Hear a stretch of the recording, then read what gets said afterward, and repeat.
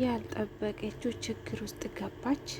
በጣም ደንግጣለች። ዶክተሩን አሳምና የሰላም ሕክምና እንዲቀጠል አደረገችው። ቤተሰቦቹ እንዳልሰማ አድርጋለች። ሀና እንግዲህ ኃላፊነት ወስዳ ነው ይሄ ነገር እየተደረገ ቢሆንም ግን ሰላም ልትነቃ አልቻለችም። ምክንያቱም የሰላም ብዙ ደም ስለፈሰሰ ደም ያስፈልጋታል። የእሷ ደም ደግሞ ከሌላ ደም የተለየ ስለሆነ በቀላሉ ስለማይገኝ ከአባቱ ጋር ስለሚመሳሰል አባቱ ደግሞ ለጊዜ አገር ውስጥ የለም። በአሁኑ ሰዓት እናቱም ምናሴም በጣም ተጨንቋል። ብቻ ሀናም ተጭንቀት ውስጥ ነው ያለችው። ምን ማድረግ አለብኝ ብላ የሰላምን ችግር ለመሸፈን ብላ ይሄን ውስጥ ገባች። ዶክተር ግን እምቢ ብሎ ነበረ። እሷ ግን እባክ ዶክተር ይሄን ብቻ ተባብረኝ ብላ ነው እንትን ያለችው። ዶክተር ግን ለጊዜ እኔ ይሄ ነገር ሰርቼ ማላቅም ግን ደግሞ የሆነ መጥፎ ነገር ቢፈጠር እኔና አንቺ እስር ቤት ነው የምንገባ ነው ያላት። እሷም ደግሞ በፈጣሪ ተማምና በቃ ይሄ ነገር ተደረገ። ውድና እየተከበራችሁ ቤተሰቦቼ እንዴት ናችሁ? ኖላዊ ድራማ ክፍል 17 ተለቋል። ገብታችሁ እዩት ማለት ነው። ሰላም እንግዲህ ታውቃላችሁ ሐኪም ቤት ነው ያለችው። እንግዲህ ሰላም ያልሆነ ትክክል ያልሆነ ነገር ራሷ ላይ ፈጥራ አሁን ችግር ውስጥ ነው ያለችው እና ያው ታውቃላችሁ ስለ እርግዝና ነገር። ይሄ እርግዝና ቤተሰቦች ካወቁ እኔና ቤተሰቦች እንለያያለን። እናቴ ከረጅም በኋላ ካገኘው በኋላ አሁን ፍቅር ከፈጠርን በኋላ አሁን ደግሞ ይሄን ከሰማች ትጠላኛለች ብላ ስለፈራች ይሄ ነገር ለብቻዋ ነው ያደረገችው። ሀና ብትጠይቅም ዶክተርን ብትጠይቅም እነሱ መልስ ግን ይሄ ነገር ትክክል አይደለም፣ ልጁ ጽንስ ማስወረድ ኃጢአት ስለሆነ የማይሆን ነገር ነው ብሎ ስመልስላት እሷ ግን ብቻዋን ነው ይሄን ነገር ውሳኔ የወሰነችው። መድኃኒት ገዝታ እንግዲህ ይሄን ያደረገችው ጽንሱ እንዲቋረጥ አደረገች። ግን ደግሞ ብዙ ደም ስለፈሰሳት ሀና ባታይማ ጭራሹንም የምትተርፍ አልነበረም። እንደ አጋጣሚ ሀና ናት የደረሰችላት እና አሁን ግን መጨረሻው በጣም የከፋ ሁኔታ ውስጥ ነው ያለችው። ሐኪም ቤት ከተካሄደች በኋላ ግን ተሽሏት ነበረ። እናቷንም አግኝታ እንደገና ደግሞ ምናሴ መጥቶ አለቀሱ ሁለቱም። ልጄ ምን ሆናብኛለች ብላ እናቷም ደነገጠች። ምናሴም ታውቃላችሁ ለምናሴ ሰላም ብቸኛ እህቷ ናት። ደግሞ ይዋደዳሉ። እናቷ በሌለችበት ጊዜ ራሱ ምናሴ በጣም እንደ ትልቅ ሰው ይመክራት ነበረ እና ለዛ ነው እህቴ እባክሽን አሁን ብቻ ንቅልኝ እንጂ የፈለግሽውን አድርግልሻለሁ እታዘዝልሻለሁ ብሎ ቃል ገብቶለታል። እንግዲህ እንደምሻላት ተስፋ እናደርጋለን። ከዚህ በፊት እንግዲህ ሰላም ይሄ ነገር ስትሆን እባክሽን ለእናቴ እንዳትነግራት፣ ቤተሰቦች ማወቅ የለባቸውም፣ ቤተሰቦችን ካወቁ ይሄ ነገር መጥፎ ነገር ውስጥ ይከተኛል ብላ ስለፈራች ብቻ ይሄ ነገር ሀናና ዶክተርና ሰላም ተስማምቶ ነው ይሄ ነገር ያደረጉት። ብቻ ዶክተር ፈርቶ ነበረ። ይሄ ነገር ማድረግ ለኔ በጣም ጥሩ አይደለም፣ እንደገና እኔ ዶክተር ስራውንኩኝ ከአንቺ በላይ እኔ ነኝ የምጠየቀው ብሏል። እውነት ነው።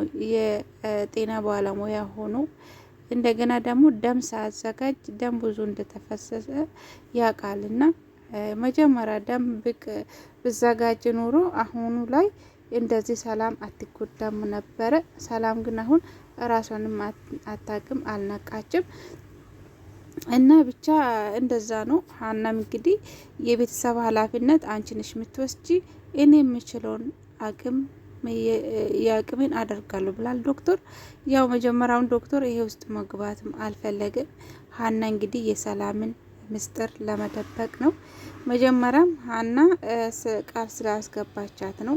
እባክሽን ይሄ ነገር ለማንም ሰው እንዳትናገሪ፣ እኔ ብሞት እንኳን ይሻለኛል እናቴ ከምሰማ፣ እናቴ ማጣት አልፈልግም ብላለች።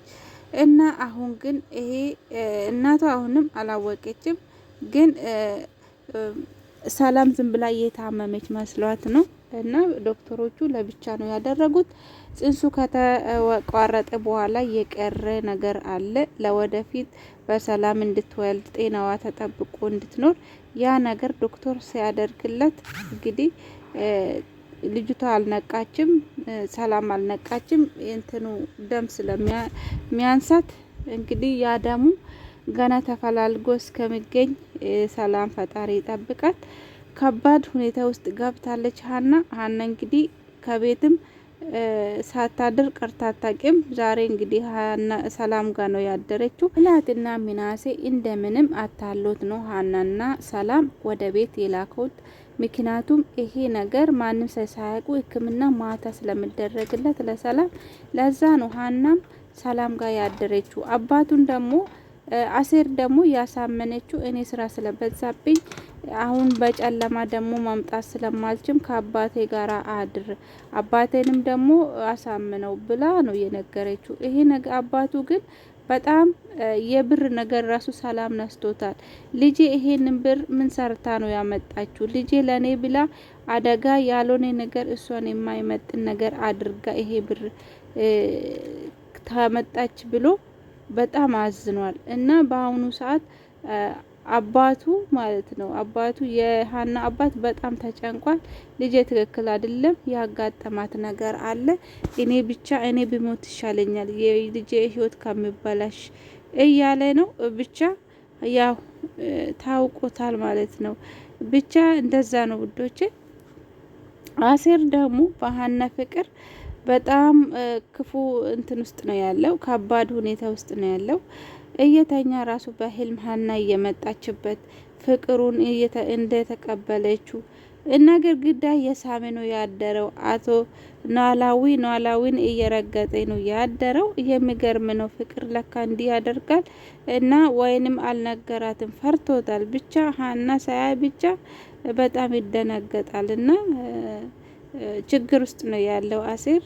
ተናግሮ ቢወጣለት ወይ ሀና እሺ ልትለው ትችላለች።